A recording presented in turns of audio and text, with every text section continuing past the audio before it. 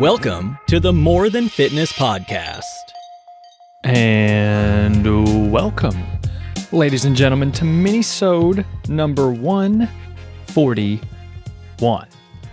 And we've got a very special Minisode today because it is a very special day in general. And that is because at the time of you listening to this, the Fat Loss Accelerator version 2.0, the second cohort of my rapid fat loss course, my 6-week course, the Fat Loss Accelerator, is now live. And you can go and check the link that is in the description of this video or podcast, and you can figure out more details about the course, how to sign up. And if you're listening to this on Thursday, it will be the lowest price you will be able to get it at for this cohort. So I'll touch on that more a little bit later, but if you want to find out more details and you want to learn how to sign up, just click the link in the description and do that. That'd be great. All right, so this minisode is going to be about a very controversial, lots of syllables, controversial topic around slow dieting versus fast dieting. And in this video, I want to make the case for rapid fat loss. Shocker, given what I just talked about. But nonetheless, whether I had a product on this or not, I would still believe these same things. And that is that maybe, at least sometimes, slower dieting is not, in fact, better than fast dieting. Because you see everybody on Instagram and all these fitness coaches and everybody, and even me, like I think that there's a time and place for everything. But as I've been, after running the first cohort of the Fat Loss Accelerator 1.0 and seeing the great results that people got, they weren't, starving themselves to death. They were actually gaining muscle, gaining strength. They handled the lower calories well. And that alone gives me a lot of hope for potentially using a rapid fat loss approach, at least in the short term, in the future, as opposed to a slow and steady approach. And of course, there's also some research that goes into this, and that's kind of what I want to talk about today. And so let's go ahead and get into the very first reason why maybe slow dieting isn't better than fast dieting. And I think that this is the super blatantly obvious one, that you get to finish your diet sooner. And during the summer times and basically any time, I can imagine that people want to get in and get out, right? If you're going to go through some type of diet phase, if you have a goal weight to hit, if I could say, hey, could you hit that in 6 weeks, or would you want to hit that in 4 months, right? It's like, you're going to take the 6 weeks. And I think that what happens here oftentimes with dieting, and whenever you have that slow and steady approach and just that incremental, maybe a half pound to a pound loss per week, which there's nothing necessarily wrong with that. However, I've also found that Parkinson's law can really take place here. And I want to make sure that I get the definition right. So Parkinson's law is the old adage that work expands to fill the time allotted. So you guys all know this. Think about back to the college days, whenever you had a paper to write and you waited until the very last day, and then all of a sudden you magically found all the motivation and energy and whatever to finish that paper by the time that it's actually due. And so if we give ourselves 2 hours to complete a task, we're going to make sure that we finish it within those 2 hours. But if we cut that time in half and give ourselves only an hour, well, maybe we can actually finish the same task in less time. And so that's what's happening, I think, with a lot of these fat loss plans, is that people expect the slow and steady approach, and they know they need to be patient, and they see all these things online. And they think, okay, I'm going to lose a pound a week. I've got 15 pounds to lose. It's going to take me about 15 weeks, and that's even being generous, right? Because that's with the ideal of losing 1 pound per week and actually adhering to your diet steadily and consistently for those entire 15 weeks. However, if I was like, hey, what if we sped things up a little bit, and what if you could lose those same 15 pounds in 6 weeks time if we got a little bit more aggressive, we buckled down a little bit harder. Of course, not do anything crazy, not anything unsafe or unhealthy. However, if we monitor things, pull these right levers, then maybe we can lose that same 15 pounds in 6 weeks as opposed to 15 weeks. And that's actually exactly what happened with one of the quote unquote accelerators who went through the Fat Loss Accelerator for the first cohort. His name was Bill. He ended up losing 15 pounds within these 6 weeks time. And then other people lost, 10 pounds, over 10 pounds, 5 pounds, whatever it is. The point remains is that I think that we need to put more pressure on ourselves to perform and adhere to a more rapid approach. And so it's just like, yeah, if you can reach your goal weight sooner, if you can end the diet sooner and get back to living normal life and just eating more regularly and maintaining and enjoying your newfound leanness without trying to eat super low calories every day and be super restrictive, you can be a little bit more flexible after we go this very aggressive all-in type of approach. And this also works well if you have some type of vacation or some type of event coming up, like at the end of the 6 weeks.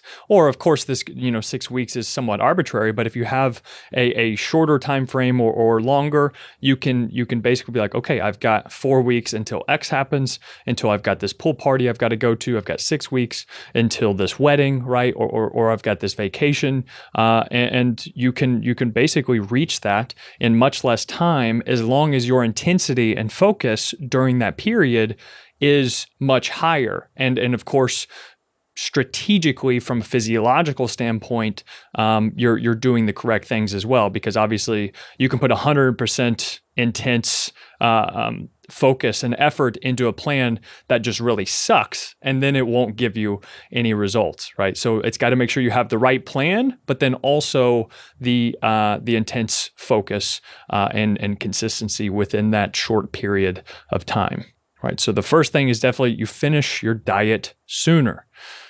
And then the next thing is going to be that, quite simply, fast changes are very motivating.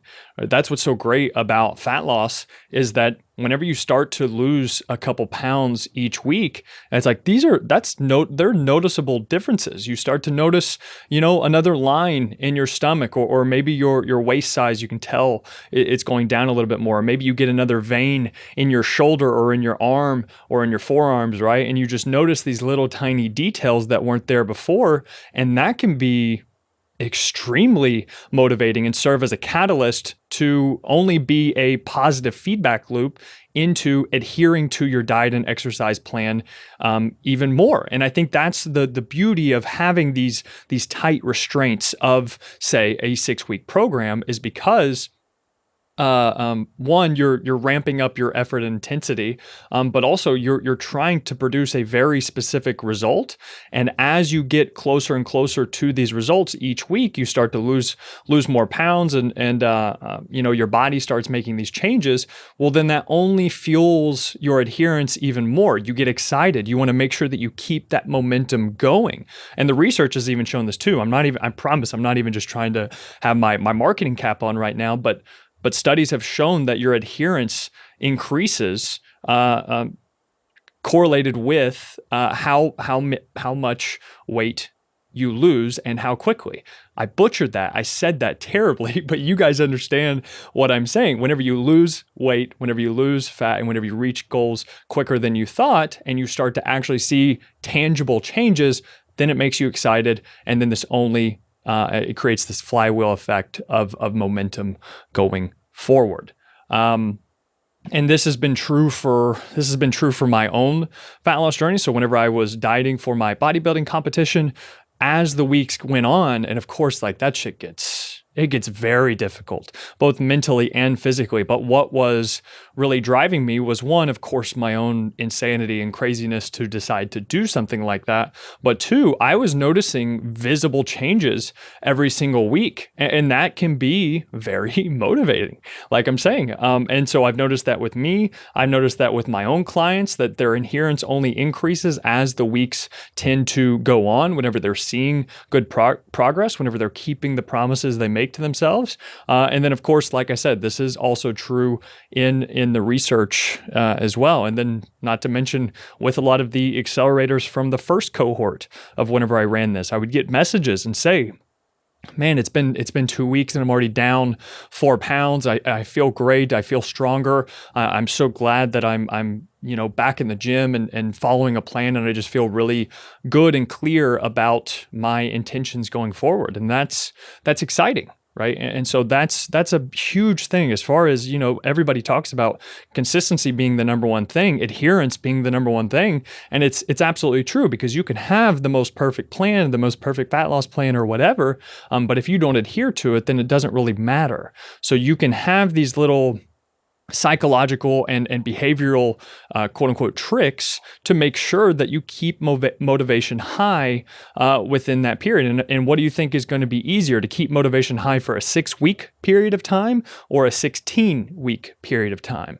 So I mean, I think that it's pretty obvious that if you can make quick progress within those 6 weeks and reach your goal in half the time, that's going to be extremely motivating from a week-to-week standpoint.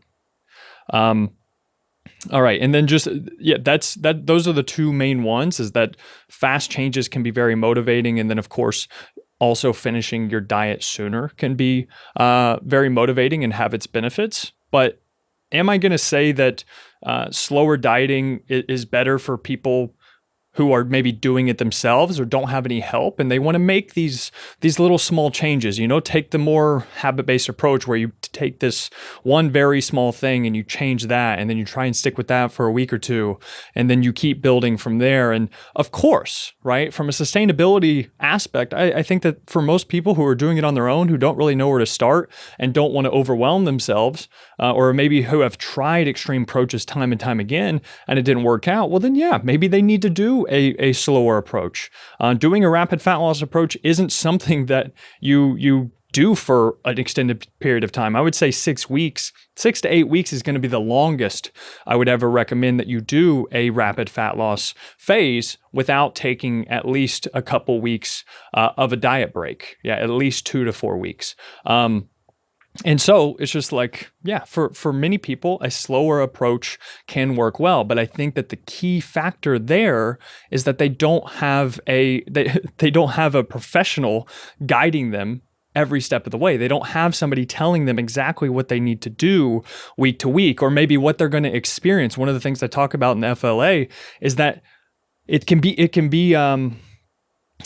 sometimes it can be disheartening, because whenever you do a rapid fat loss diet, sometimes you can look worse before you look better. And that's simply because in the beginning, you can lose a bunch of water weight and glycogen, and you can kind of feel flat, right? You're not as filled out because you don't have as much glycogen and your muscles aren't as full. However, as the weeks tend to go on and on and on, and then of course I also have mechanisms, however I want to call it, within the program to try to give them refeeds and replenish that glycogen, et cetera, et cetera. But sometimes you can look worse before you look better. But if you didn't have a coach to tell you that, this is why people can diet for a week or two and then feel really small or feel really stringy or just feel not very good. And then they can go back into raising their calories again, for example, right? And this is how people yo-yo diet over and over and over again. But if you have somebody saying, hey, this week you may be feeling this way, that's completely normal. That's okay. Here's what we're going to keep doing. So just keep your head on straight, follow these instructions that I promise you'll get closer to your goal. Right? That's exactly what you need. And then lastly, most people who are doing this on their own, doing a rapid fat loss phase on their own, or some type of crash diet, is they don't have any type of exit strategy, right? They don't know that there needs to be an end to your rapid fat loss phase. There needs to be a hard stop to the rapid fat loss phase. And that's something that can cause people a lot of weight rebound, and they can have, again, going back to these cycles of yo-yo dieting. But that's just doing it improperly. That doesn't mean that rapid fat loss or aggressive diets are bad. That just means that the person is using the protocol incorrectly, and they don't have the proper instructions on how to go through the rapid fat loss phase and then exit out of it safely and healthily. Right. That's what's so important. I think that's why I created the Fat Loss Accelerator. Right. Is because I know these methods work, and now I have the proof from the people through the first cohort, the 47 people that went through the first cohort. I have testimonials and before and after pictures and everything.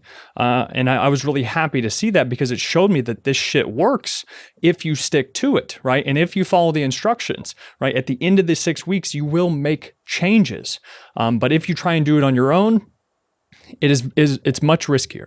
And that's just the truth of it.